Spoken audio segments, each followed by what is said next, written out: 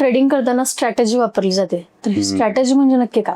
Strategy म्हणजे इथं अभ्यासाच्या पद्धती आहेत. फंडामेंटल स्टडी केला जातो, म्हणजे FIDI त्यांच्या इन्व्हेस्टमेंट कुठं चाललेत काय, त्यावरून एक मार्केटचा अंदाज बांधला जातो. किंवा टेक्निकल अनालिसिस, फार चांगले रिझल्ट मिळतात ते टेक्निकल अनालिसिसनी. त्यामध्ये मग प्राइस ॲक्शन हा एक आत्मा आहे त्या मार्केटचा. म्हणजे कलेक्टिव्ह आपण सगळे एकत्रित ट्रेड करतो ना, त्या सगळ्यांचा एकत्रित इम्पॅक्ट त्या मार्केटच्या प्राइसवर होणारा, ह्याचा एक अभ्यास आहे प्राइस ॲक्शन म्हणून. त्यात बरेचसे चार्ट पॅटर्न्स आहेत, मग कॅन्डलस्टिक आहेत, ऐकिनॅश आहेत, स्ट्रक्चरचा अभ्यास आहे, ट्रेंडचा अभ्यास आहे, रिव्हर्सलचा अभ्यास आहे, आणि मग इंडिकेटर्स आहेत. मागच्या 40-50 वर्षात ना त्यात बरंचसं संशोधन, मेजरली जापनीज आहेत, काही नवीन ॲड ऑन होतात, काही मिक्सिंगमध्ये तयार होतात. तर असे बरेचसे इंडिकेटर्स आहेत जे तुम्हाला मार्केटची दिशा सांगू शकतात.